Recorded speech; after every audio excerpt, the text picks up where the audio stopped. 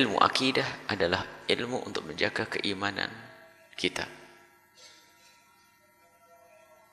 Dan dari masa ke masa, selalu musuh-musuh Allah berusaha untuk menjerumuskan hamba-hamba pilihan Allah untuk keluar dari jalur akidah yang benar. Dan mereka berjuang. Di sisi lain, alhamdulillah, pejuang-pejuang di jalan Allah pun juga ada yang memperjuangkan akidah dari masa ke masa. Akan tapi di sisi lain juga ada orang yang cuek, lalai, tidak pernah peduli dengan keimanan dan akidahnya, sehingga tanpa ia sadari tiba-tiba ia sudah berada di luar lingkaran iman. Baik, marilah kita sekarang menjadi orang yang waspada, peduli begitu pentingnya keimanan. Dan bahkan mungkin keimanan yang selama ini didiskusikan di bangku-bangku kuliah atau sekolah atau pondok pesantren hanya sekedar sebatas diskusi ilmiah. Sebab dalam kenyataannya tidak menjadikan seseorang itu takut kehilangan imannya. Ini yang dikhawatirkan. Ilmu akidah hanya sekedar diskusi ilmiah, akan tapi tidak menjadikan dia takut kalau iman itu dicabut. Mungkin ada orang pakar akidah, belajar akidah, mungkin seorang ustadz, akan tapi pun banyak di zaman sekarang ini yang sudah tidak peduli dengan pendidikan akidah untuk anak-anaknya. Bahkan mungkin tidak mengerti akidah orang tuanya. Sehingga generasi berikutnya, sang anak sudah terbawa kepada akidah lain. Ini adalah musibah besar. Makanya perlu terus kita menanamkan akidah, mengenalkan akidah yang benar kepada anak kita. Menjadi apapun mereka, harus mereka tahu akidah. Dan kita juga akan membuat kurikulum yang ringan untuk saudara-saudara kita atau anak-anak kita yang mereka sibuk dengan kajian-kajian atau sibuk dengan pelajaran mereka di kampus-kampus. Kita ingin mengenalkan mereka kepada akidah yang benar, akidah yang diridhai oleh Allah Subhanahu wa taala dengan simpel, praktis. Akan tapi akan mereka yakini sehingga mereka akan fanatik dengan keyakinan mereka yang tidak akan mudah diganggu dan digugat oleh keyakinan manapun. Akan tapi di saat anak-anak itu tidak punya bekal, sementara fitrahnya manusia itu mencari kebaikan dan kebenaran, media informasi, kecanggihan teknologi menghantarkan seseorang untuk mudah mendapatkan apapun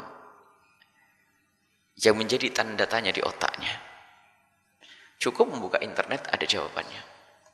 Akan tapi apakah sudah benar di saat ia mengambil fatwa atau petuah dari internet lalu akidahnya benar? Tidak ada jaminan. Apalagi zaman sekarang betul-betul semua orang pengen bisa berbicara tentang segala permasalahan. Kalau dia punya permasalahan sedikit pun langsung buka Google dan seterusnya. Setelah itu diam sejenak bisa berbicara seolah-olah. Sehingga kesombongan mudah dipupuk di zaman sekarang, mudah subur dengan mudahnya media informasi ini. Artinya apa?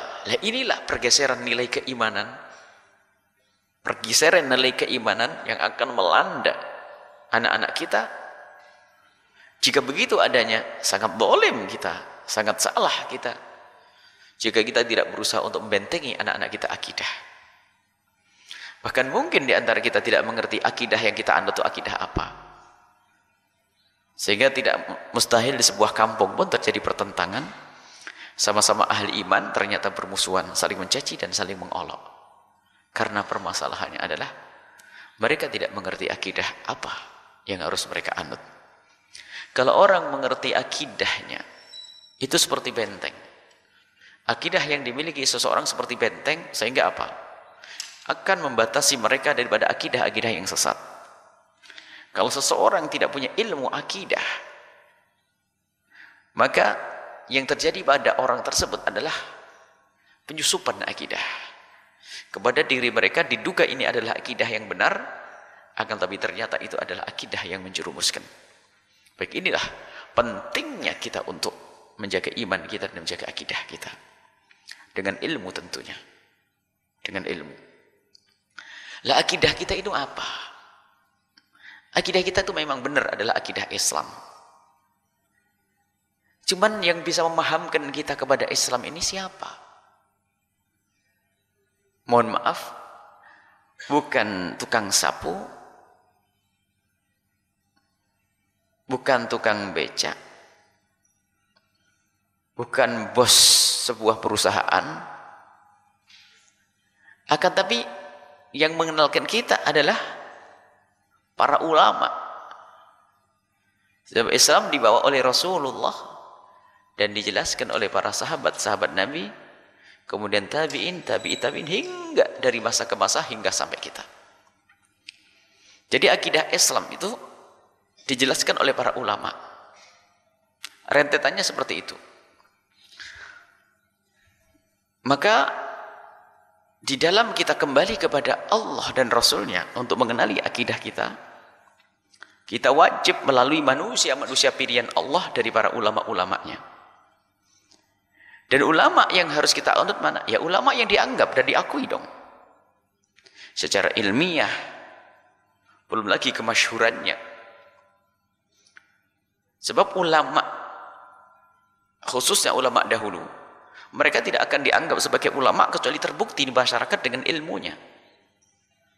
Dan mereka inilah yang menjelaskan kepada kita tentang keimanan, tentang akidah yang benar. Lalu siapa yang mengenalkan kepada kita tentang Islam? Guru kita, baik. Gurumu tentu berguru. Dengan siapa gurumu itu berguru? Di situ ada sanad ilmu. Sanad ilmu akidah. Dari guru, hingga sampai Nabi Muhammad SAW. Pemikiran pun demikian.